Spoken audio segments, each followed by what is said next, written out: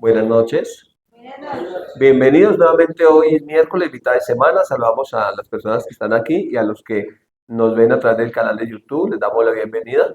Esta noche queremos hablar un poquitico sobre la Gran Comisión, ¿cierto? Sobre la Gran Comisión. Hemos puesto un título, ¿cómo dice? Nuestra misión, la Gran Comisión, y el contexto de estas escrituras son Jesús resucitado y está en los cuatro evangelios. Mateo 28, 16 al 20, Marcos 16, 14 al 18, Lucas 24, 36 al 49, la narración más larga, y Juan capítulo 20, versos 19 al 23. El contexto de esas escrituras es Jesús resucitado y el mensaje es la Gran Comisión. ¿Listo? La Gran Comisión. Entonces, por eso colocamos ese mapamundi arriba. El Señor Jesús vino e hizo una obra completa por todo el mundo para que el Evangelio alcanzara a todo el mundo, comenzando desde Jerusalén. Pero esa es la base, ese es el campamento base, ¿cierto?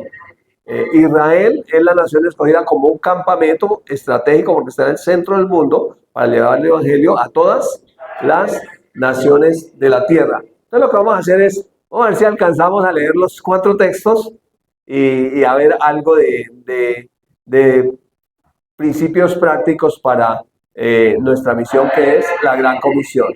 Listo, vamos a iniciar entonces por el principio del Evangelio de Mateo. Tiene la narración de Mateo en el capítulo 28, del verso 16 al 23. Y todos estos textos tienen que ver con el primer día cuando Jesús resucita y se presenta a sus discípulos. Dice, pero los 11 discípulos se fueron a Galilea. ¿Me ayudas a leer, por favor? Al monte donde Jesús les había ordenado. Y cuando le vieron, le adoraron. Ahí es que lo vieron resucitado. Él se presentó resucitado, lo vieron, él se presentó y lo adoraron. Dice, pero algunos dudaban. Y Jesús se acercó y les habló diciendo, toda potestad es dada en el cielo y en la tierra, por tanto, y hacer discípulos a todas las naciones, bautizándolos en el nombre del Padre, del Hijo y del Espíritu Santo, enseñándoles que guarden todas las cosas que yo os he mandado, y que yo estoy con vosotros todos los días hasta el fin del mundo. La narración de Mateo. La narración de Marcos está en el capítulo 16, versos 14 al 18, y dice, finalmente se apareció a los 11 mismos. Esa es la narración de la misma aparición de Jesús de cada uno de los que escribieron. Es el primer día por la noche. Entonces, ahora vamos a ver qué escribió Marcos de esa manifestación, aparición del Señor Jesús resucitado. Dice, estando ellos sentados a la mesa y les reprochó su incredulidad y dureza de corazón porque no habían creído a los que lo habían visto resucitado. Y les dijo, id por todo el mundo y predicar el evangelio a toda criatura, el que creyere y fuere bautizado será salvo, mas el que no creyere será condenado. Y estas señales seguirán a los que creen. En mi nombre echarán fuera demonios, hablarán nuevas lenguas, tomarán en sus manos serpientes, si vienen cosas mortíferas no les hará daño, sobre los enfermos pondrán sus manos y sanarán.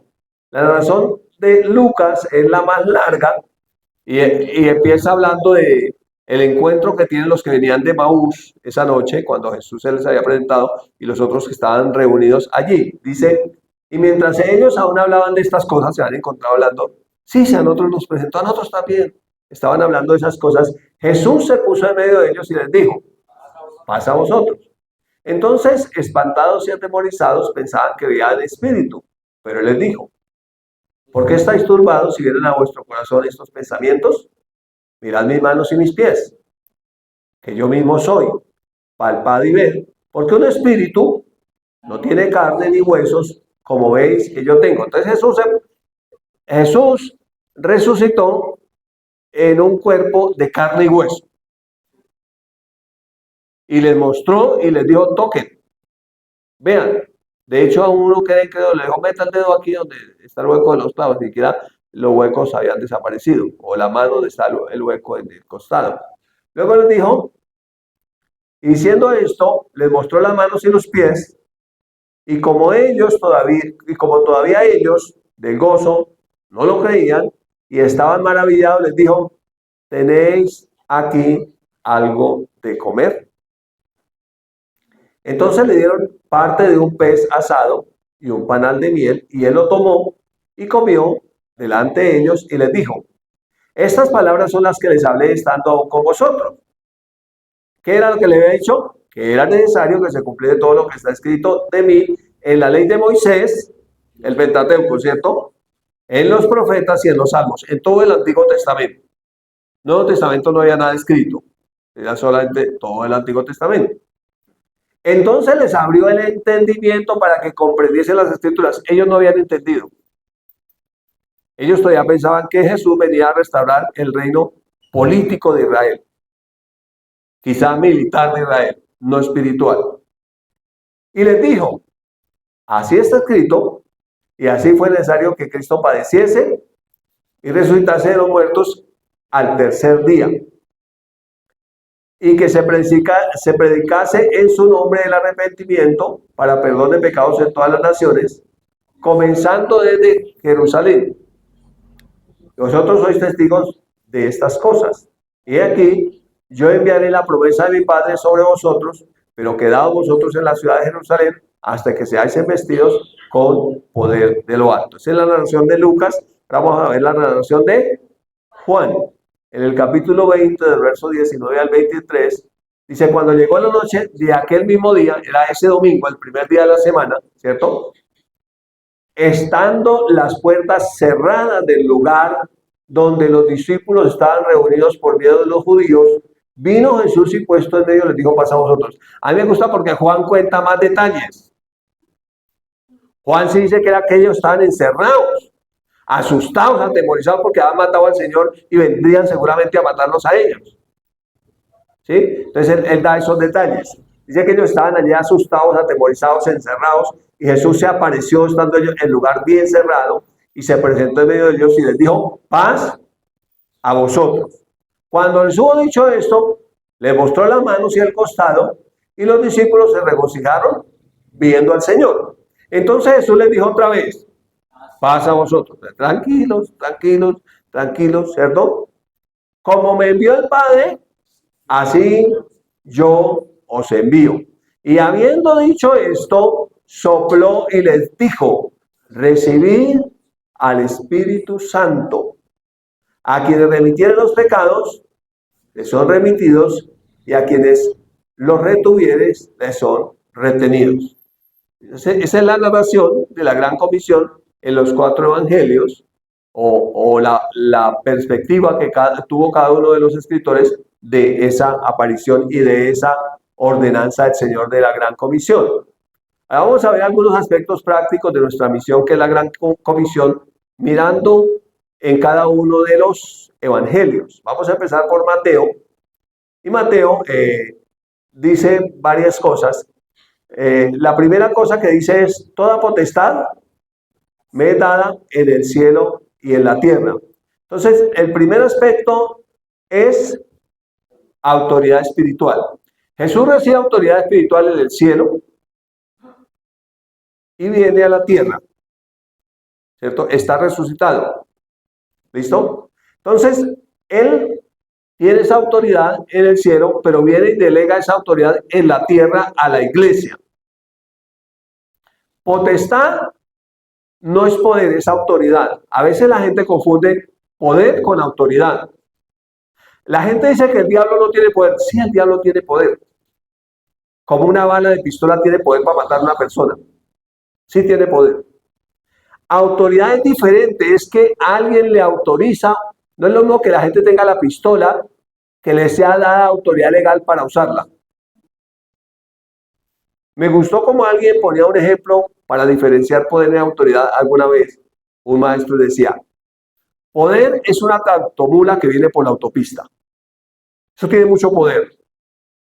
Y autoridad es el policía de tránsito que está parado en la esquina, que tiene su uniforme y una comparendera y le hace pare. Pregunto, ¿el policía de tránsito tiene poder para parar la tractomula? No, si él se para al frente no tiene el poder, lo mata. Lo que él tiene es autoridad. Porque detrás de ese policía hay toda una institución, hay todo un Estado que lo faculta. Entonces, el Señor no nos dio poder, o no nos delegó poder, nos dio su autoridad. Entonces, la autoridad que nosotros tenemos es que hay todo un poder detrás de nosotros, que es el mismo poder de Dios. Nosotros tenemos la autoridad en el nombre de Jesús. ¿Autoridad para qué? Para hacer lo que Él nos mandó a hacer. No tenemos autoridad para muchas otras cosas. Y algunos confunden la autoridad espiritual con el autoritarismo. Entonces, como yo tengo la autoridad de parte de Dios, yo puedo hacer lo que quiera. No. Tengo autoridad para hacer lo que Él me mandó a hacer. Listo, es el primer aspecto práctico, es autoridad espiritual que fue delegada a la iglesia. Lo segundo es una orden, ir. Entonces Él recibe la autoridad en el cielo y en la tierra. Con esa autoridad viene y delega la autoridad en la tierra a la iglesia para que la iglesia haga en la tierra lo que hay que hacer, pero le da una orden. ¿Cuál es la orden? Ir. O sea que para ejercer esa autoridad hay que ir a hacer lo que Él lo mandó a hacer. La gente piensa que uno tiene autoridad simplemente porque uno vive, come, duerme, se levanta, vive, come, duerme, se levanta y ya tiene la autoridad. No, la autoridad la tiene al ir. La autoridad le va a ejercer cuando vaya. Si el policía que está en la esquina, que les acaba de colocar el ejemplo, él tiene la autoridad dada por el Estado, pero si él no se pone el uniforme y no vaya a hacer lo que tiene que hacer, no puede ejercer esa autoridad. ¿La tiene? Sí, pero no la puede ejercer, porque le fue dada para ser ejercida. Entonces le dice, por tanto, ir. Entonces dice, ¿ir a dónde? Entonces ese llamado incluye ir a todas las naciones de la tierra. Ellos comenzaron yendo desde Jerusalén. De hecho, tuvieron dificultades para ir. Se amañaron en Jerusalén. Si usted mira la iglesia del primer siglo, se quedaron ahí. Y hasta que no vino la persecución, no fueron de Jerusalén a otro lado. Entonces, a veces uno tiene dificultades para salir de donde Dios lo pone, porque uno se siente cómodo donde Dios lo pone, y entonces uno no quiere ir. Y está muy ocupado para ir. Y cuando dicen ir, la gente dice, no, yo no puedo. ¿Por qué? Pero esa autoridad no fue dada a todos. Y la orden también, para ir. ¿Y las naciones nuestras dónde son? Pues donde Dios nos mande ir. De pronto no podemos ir a Sudáfrica, no podemos ir por allá al Medio Oriente, no, pero nos mandó aquí a Bogotá, a los barrios de aquí cerca donde estamos, o donde sea que nos haya enviado. Entonces la segunda es una orden que es ir ¿a dónde? A donde Él los envíe, ¿cierto? Es para todas las naciones, pero en las naciones donde Él los haya encargado. El tercer aspecto es que vamos a ser discípulos para Jesús. O sea, nosotros hemos sido enviados a ser seguidores de Jesús, no seguidores nuestros. Aunque al principio nos seguirán a nosotros, pero la idea es que aprendan a seguirlo a Él. El discípulo es un seguidor, ¿listo? Hacer discípulos. La pregunta es, ¿cómo se hacen discípulos? Y la respuesta está en el versículo 20. Enseñándoles. Entonces, ¿qué hay que enseñarles? Enseñándoles todas las cosas que yo les he mandado. Entonces, enseñándoles todo el Evangelio de Jesucristo. Una persona se hace seguidor de Jesús cuando estudia la palabra, cuando alguien le enseña la palabra. Si no hay enseñanza, no hay, por eso la enseñanza le llamamos discipulado. La enseñanza de Jesús para que la gente aprenda a seguir a Jesús. ¿Sí? Entonces, ¿cómo se hacen discípulos? Enseñándoles que guarden todas las cosas que yo os he mandado y bautizándolos en el nombre del Padre, del Hijo y del Espíritu Santo. Esa es la forma de hacer discípulos en todas las naciones. Salvo en los judíos que se deben bautizar en el nombre de Jesús, porque ellos ya creían en el Padre y en el Espíritu Santo, solo no hayan aceptado a Jesús. Pero la ordenanza para todo el mundo, que por lo general el mundo era, ¿cómo se llama eso? Los que no creen en Dios, ateos o con otra creencia, ¿no? Otras religiones, otras creencias, no creían en el Dios de Israel ni en el Espíritu Santo, entonces ellos deben ser bautizados en el nombre del Padre, del Hijo y el Espíritu Santo. Ese es el contexto de las Escrituras. ¿Listo? Y la garantía de éxito, ¿cuál es? Y aquí, yo estoy con vosotros todos los días hasta el fin del mundo. Entonces, la garantía que ha tenido la iglesia por 2000 años es la presencia del Señor. Es que Él está con nosotros. Como cuando Dios mandó a Moisés a sacar el pueblo de Israel. Y Moisés le dice, si tu presencia no es conmigo, no nos saques de Egipto. Y el Señor le dice, mi presencia irá contigo y te daré descanso. Pero luego viene el sucesor de Moisés, que es Josué. Y entonces Dios le da una garantía, le dice, nadie te podrá hacer frente en todos los días de tu vida. Como estuve con Moisés, estaré contigo, no te dejaré ni te desampararé. Para nosotros dice la Escritura que estamos en un mejor pacto. Y Él mismo dijo, nunca te dejaré. Yo estaré contigo todos los días hasta el fin del mundo. Así que tenemos una garantía de éxito en la misión asignada, que es que Él está con nosotros. Amén. El que nos mandó va con nosotros.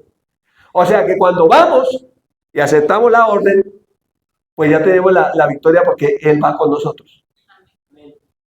Realmente cuando vamos estamos siendo discípulos, siguiéndolo a Él y yendo a hacer otros discípulos para Él. ¿Listo? Eso es desde la perspectiva del Evangelio de Mateo. Habría muchas más cosas que decir, pero es como un checklist así muy rápido.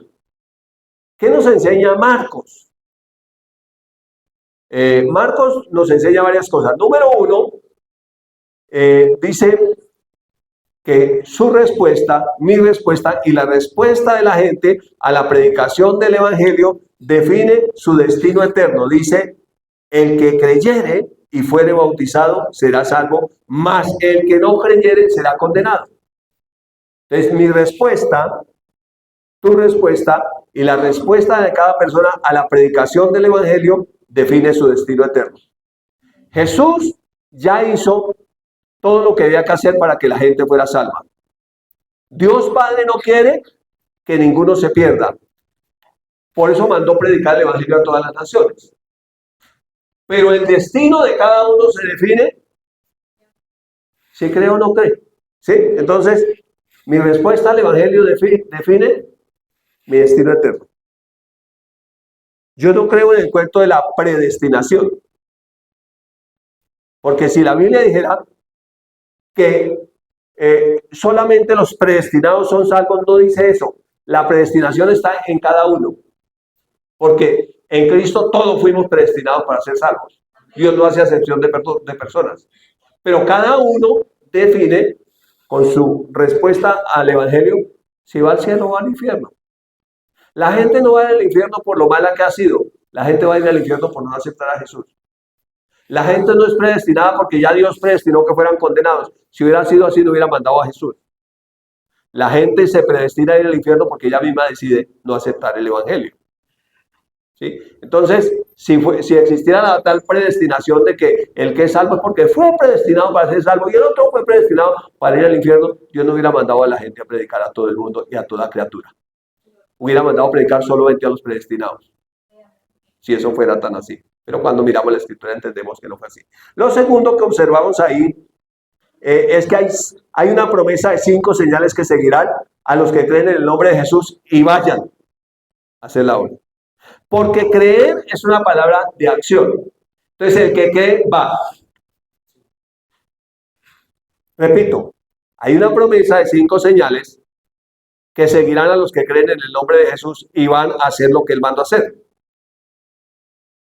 Porque a la gente le gusta hablar de las señales, estas señales me siguen. ¿Pero qué me van a seguir si yo me voy a dejar sembrar papa a la sabana? No está mal ir a sembrar papa a la sabana. Pero estas señales no me seguirán por ir a sembrar papa a la sabana. O a cualquier otro trabajo que sea.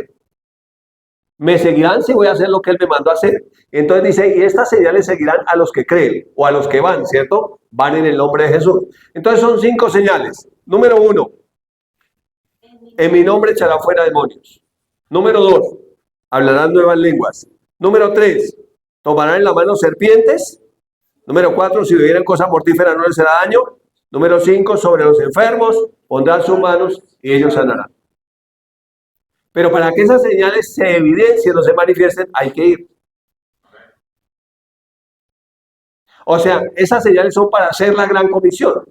O sea, esas señales son cuando el Espíritu Santo confirma la palabra que es predicada y enseñada. ¿A través de quién? De quien la predique y le enseñe. De quien vaya a hacerlo. Por eso es que Pablo más adelante en la carta a los romanos dice, ¿y cómo creerán en aquel de quien no han oído? ¿Y cómo oirán si no hay quien les predique? ¿Y cómo predicarán si no fueren enviados?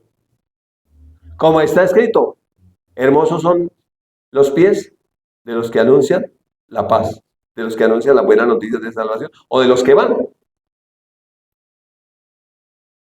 de los que van a predicar. ¿Se animan a ir? Eso dice la Biblia, ¿no? Yo solamente estoy contando. ¿Listo? Esa es dos aspectos que nos enseña Marcos. Vamos a ver Lucas. Y Lucas nos enseña, número uno, la veracidad de las escrituras. Así está escrito, así fue necesario que Cristo padeciese y que resucitase de los muertos al tercer día y que se predicase en su nombre el arrepentimiento para perdón de pecados en toda la nación. Entonces, la veracidad de las escrituras, tal como está escrito, en el pasado se cumplió. Ahora, si está escrito que Él irá con nosotros, que hay señales que nos seguirán, pues se va a cumplir también. De la garantía de la veracidad de las escrituras, todo lo que está escrito se va a cumplir conforme está escrito. ¿Sí? Esa es la veracidad de las escrituras. Por mucho tiempo que pase, siempre la escritura se cumple. Entonces, número uno, la garantía de la veracidad de las escrituras. Esa gran comisión incluye a todas las naciones, dice, y que se predicase en su nombre el arrepentimiento para perdón de pecados en todas las naciones, comenzando desde Jerusalén. De Jerusalén es donde se comenzó a predicar. Pero la idea no es que se siguiera predicando solo en Jerusalén, sino que desde Jerusalén se fuera a todas las naciones a predicar. Y por eso el Evangelio un día llegó a Colombia, porque así estaba escrito. Y así se cumplió. Tremendo, ¿no? De Jerusalén acá está lejos, pero se cumplió. Y se sigue predicando. Hay gente que nos critica, pero es que ustedes, ¿por qué tienen el Dios de Israel si nosotros somos colombianos, latinos y chichas? Porque es que el Dios de Israel es el Dios verdadero y lo que Él dijo se ha cumplido por los siglos y milenios y edades y generaciones y se seguirá cumpliendo y esta palabra no pasará. En cambio, los dioses de los chichas, pues no se cumple nada. Son historias, son bobadas que no van a cumplir nunca. Pero la palabra de Dios se cumplirá. El cielo y la tierra pasarán, pero su palabra no pasará, nunca pasará. Y dice, el tercer aspecto es los verdaderos testigos. Mire, los que predicaron este evangelio en el primer siglo son los verdaderos testigos. Los que comieron con Él cuando resucitó, los que fueron enseñados por Él después de resucitar, los que les abrió las escrituras después de resucitar, los que le fue revelada la palabra y los que fue dado la orden, fueron los verdaderos testigos. Por ahí hay unos falsos testigos. Porque un verdadero testigo es el que está allí. Y por eso le dice, nosotros somos testigos de estas cosas. Por eso le dice el Señor, ustedes son testigos de estas cosas. Un testigo es el que ve, el que participa, el que tiene el testimonio. Sí, yo estuve ahí.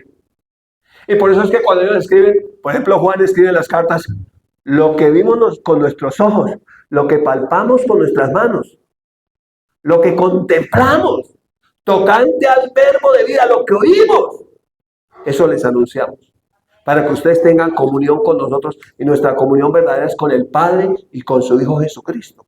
Entonces esa es la comunión, es porque los verdaderos testigos fueron los que anunciaron, porque ellos lo vieron, ¿sí? Y Pablo termina diciendo, ¿se acuerdan que estudiamos las evidencias de la resurrección de Jesús? Y Pablo dice, al último, como un abortivo se lo presentó a mí. Yo soy también testigo de su resurrección. Entonces, los verdaderos testigos. Ahora, otro aspecto es, no se puede hacer la gran comisión sin el Espíritu Santo. Miren lo que les dice en el verso 49. Y aquí, yo enviaré la promesa de mi Padre sobre vosotros. Les dice, pero quedaos vosotros en la ciudad de Jerusalén. ¿Hasta cuándo tenían que quedarse? Hasta que seáis investidos con poder desde lo alto. Ellos se quedaron mucho tiempo después de ser investidos. Ellos formaron una sola iglesia en Jerusalén y se quedaron mucho tiempo después. Después vino la persecución y tuvieron que salir porque la palabra se tiene que cumplir. ¿Sí? Se va a cumplir. Como está escrito, se va a cumplir. Entonces, es imposible hacer la gran comisión sin la guía, la dirección, la asistencia del Espíritu Santo. Es un trabajo absolutamente espiritual, aunque hay cosas que lo hacemos en lo natural y cosas naturales que vamos a hacer, pero sin el Espíritu Santo es imposible. Por eso él le dijo, no se van a ir sin que sean investidos con poder de lo alto. Así que cuando nosotros vamos, el Espíritu Santo va sobre nosotros, va dentro de nosotros, va con nosotros. El Espíritu de Dios sobre, dentro y alrededor nuestro. Él va haciendo la obra con nosotros. Por eso necesitamos siempre llevar la palabra y cuando le llevamos, Él empieza a confirmar esa palabra con señales, milagros y prodigios. Y Juan, por último, la narración de Juan nos enseña algunos aspectos prácticos para nuestra misión. Lo primero es que es un encargo divino. Dice, como me envió el Padre, así también yo os envío. El Padre envió a Jesús y Jesús cumplió al pie de la letra todo lo que el Padre le dijo. Y cuando Jesús terminó la misión dijo, consumado es. He cumplido todo lo que le dijiste que debía cumplir. Y cuando Él terminó y cumplió todo, recibió la autoridad. Y ahora viene y le dice, así como el Padre me envió, ahora yo los envío a ustedes. Por eso es que en Juan 17, cuando ora al Padre, dice Jesús, así como a mí me creyeron, o creyeron ellos a mis palabras, también creerán las palabras de ellos. Así como a mí me persiguieron, me maltrataron, a ellos también lo van a hacer. Porque es un encargo divino. O sea, esto no fue que algún ministro o algún hombre se inventó que quiere hacer la gran comisión, no, es un encargo divino. Y un día, ¿a quién le van a preguntar? A todo creyente le van a preguntar, ¿qué hiciste tú en el encargo divino que te mandé? O sea, cuando yo te envié, como el Padre me vio, ¿tú qué hiciste? No, yo sembré papa, recogí maíz, fui hice los turnos a la empresa, tuve un emprendimiento, fui a la universidad, me casé, tuve hijos, me divorcié, me volví a casar, fui, hice, vine. ¿Pero qué hiciste de este encargo divino? La iglesia dice que tenemos que rendir un día cuentas. Dice que el juicio empieza por casa. Y cuando sea el arrebatamiento de la iglesia, habla del tribunal de Cristo. Allá lo van a llamar y decir, ¿qué hizo usted? Fue. Pero igual, no, pues que yo dije, pues que vayan los pastores, que vayan los líderes. No, es que el encargo es para toda la iglesia. Para toda la iglesia. Todos nacemos de nuevo y nos es dado el encargo. Vayan y hagan discípulos a todas las naciones. Es un encargo divino. Lo segundo, ¿para qué es? Es para que haya nuevas criaturas. No es para que cambien de religión, no es para que hagan lo que yo hago, no es para que se vistan como yo me visto, no es para que se peinen como yo me peino, no es para que hablen como yo hablo. No, es para que sean nuevas criaturas. Para que salgan de las tinieblas a su luz admirable. Porque si no nacen de nuevo no pueden ver el reino de Dios. Si no nacen de nuevo no pueden entrar en el reino de Dios. Tienen que nacer de nuevo. Entonces, ese encargo divino es para ir y llevar esa palabra que puede hacer que personas nazcan de nuevo. Entonces, no es para ir a predicar mi propia historia, mis cuentos. Pues yo puedo tener aventuras lindas. No sé. Historias bonitas que contar. Pero la gente no va a hacer de nuevo con mis historias bonitas. Yo tengo que llevar ese mensaje. Porque yo simplemente soy un mensajero. Y esta es la palabra que a vida eterna produce fruto. Entonces, cuando llevamos esta palabra, personas nacen de nuevo. Incluso les digo una cosa, sin hacer lo que nosotros llamamos una oración de fe. Porque nosotros nos inventamos para ayudarle a la gente una oración de fe. Y tradicionalmente lo hacemos y no está mal que lo hagamos. Pero realmente Dios no nos mandó a hacerle oración de fe a nadie. Nos mandó fue a predicar su evangelio. Y cuando predicamos su evangelio, sea que se haga o no se haga oración de fe, personas van a nacer de nuevo. porque es la palabra la que produce fruto. Recuerda el ejemplo que colocamos el domingo en Hechos 10, cuando todavía Pedro estaba predicando el evangelio en la casa de Cornelio y el Espíritu de Dios cayó sobre todos los que oían el mensaje. Pedro no dijo, repitan después de mí ni nada de eso. Estaba predicando el evangelio y nacieron de nuevo. Muchos nacen de nuevo, entonces es ahí y es para eso. Y por último, cuando hay predicación, hay remisión de pecados y hay redención. ¿Listo? Dice el verso 23, a quienes remitieren los pecados, les son remitidos, y a quienes los retuvieren, les son retenidos. ¿A dónde son remitidos los pecados? Son remitidos a Jesús. El único que pagó por los pecados fue Jesús.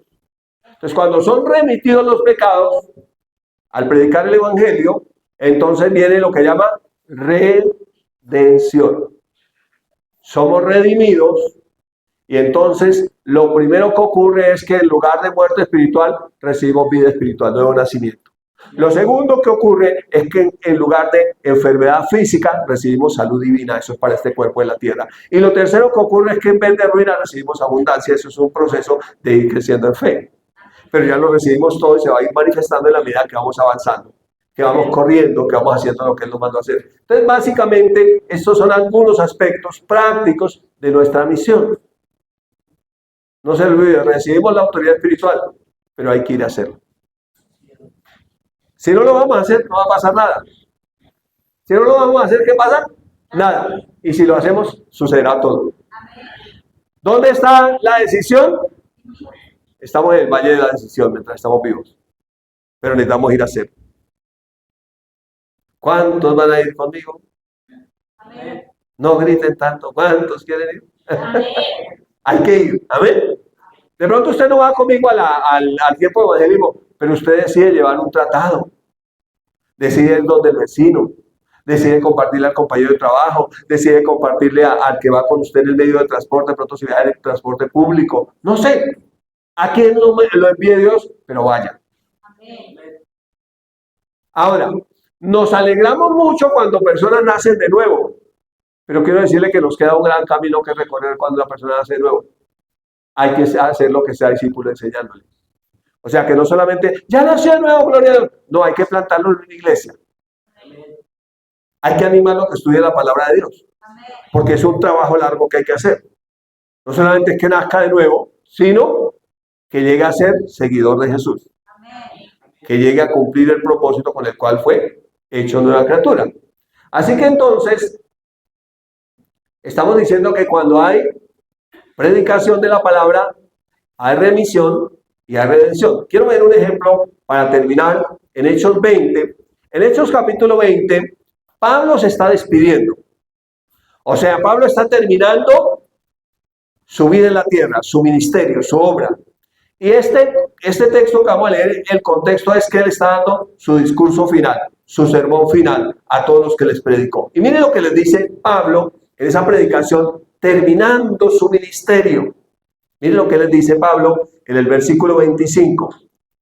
Y ahora, he aquí, yo sé que ninguno de todos vosotros, mire, entre quienes he pasado predicando el reino de Dios, verá más mi rostro. Dice, entre quienes he pasado, entre quienes he vivido predicando el evangelio. O sea, Pablo vivió predicando el evangelio y dice, ¿sabe qué? Este es el último sermón, nunca más van a volver a ver mi rostro. ¿Usted se imagina ese sermón tan triste? Le está diciendo, ¿sabe qué? Ya por el Espíritu sé que esta es la última predicación. Ya por el Espíritu sé que el domingo no nos vamos a ver. Y el siguiente domingo tampoco y nunca más aquí en la tierra. O sea, como dice más adelante, escribe, he acabado la carrera. He peleado la batalla. He guardado la fe. Por lo demás me está preparada la corona incorruptible de justicia que Dios, el juez justo, tiene preparada para todos los que aman su venida. Ya les está diciendo, terminé la carrera. Acabé la batalla. Guardé la fe. Luego les dice, por tanto, o sea, como no me van a volver más, yo os protesto en el día de hoy. Mire, lo que le está diciendo, que estoy limpio de la sangre de todos. ¿Usted sabe qué significa sangre? Vida. Dije, yo les digo, yo estoy limpio de la sangre de todos ustedes. ¿Y por qué estoy limpio de la sangre de todos ustedes? Porque no he rehuido a anunciarles todo el consejo de Dios. Y yo les prediqué todo el evangelio completo. Por lo tanto, a mí no me van a cobrar la sangre de ninguno de ustedes. Porque yo les prediqué todo el evangelio. Me gusta como dice mi pastor John Romney. Algunos predicadores tienen sus mascoticas. Y cuando él habla de mascoticas, habla de que tienen una doctrina que es lo único que predican. Entonces algunos predican que solo guerra espiritual, que solo prosperidad económica. O sea, tienen algo en lo que solo honra, ¿sí? Algo, una mascota que cuidan y solamente hablan de esa mascota nomás. Y uno como predicador tiene que tener mucho cuidado. Porque no fue enviado a predicar una sola doctrina. Hay varias doctrinas en la Biblia y hay que enseñarlas todas. Dice que hay que enseñar todo el consejo de Dios. La misma Biblia dice que la suma de la palabra es la verdad. O sea que dice Pablo que les predicó el evangelio completo. No predicó nada por conveniencia, predicó todo el evangelio completo. Tenemos mucho que predicar, ¿no? ¿Qué voy a predicar? Mire, coja todo el Nuevo Testamento. Y coja todo el Antiguo Testamento a la luz del Nuevo. Tenemos mucho que predicar. Amén. Y luego le dice, por tanto, es muy importante, por tanto, mirad por vosotros, tengan cuidado de ustedes, los que quedan. Dice, por vosotros y por todo el rebaño en que el Espíritu Santo os ha puesto por obispos para apacentar la iglesia del Señor, la cual Él ganó con su propia sangre. ¿Sabe para qué estamos aquí? Para cuidar a la gente. ¿Cómo se cuida? Predicando el Evangelio de Jesucristo. ¿Quién nos puso? El Espíritu Santo. Así que cuando venimos a Cristo, tenemos un encargo y es cuidar la iglesia. ¿Cómo cuidamos la iglesia? Yendo a predicar, yendo a enseñar la palabra de Dios. Y entonces, eso es finalmente nuestra misión, la gran comisión. Eso es lo que deberíamos hacer y en lo que deberíamos ocupar los años, como dijo Gloria Estefan, con los años que me quedan, yo viviré para predicar y anunciar el consejo de Dios, lleno de la pasión por el Señor, lleno de fe y creyendo que si voy, cosas sucederán. Y si no voy, todo seguirá igual. Aquí no podemos quedar quejándonos todos los días del mundo como está y no ir a hacer lo que Dios nos mandó a hacer. Nosotros tenemos el consejo de Dios, tenemos la medicina y tenemos todo lo que el mundo necesita para que personas sean hechas nuevas. Te bendigo con esta palabra en el nombre de Jesús.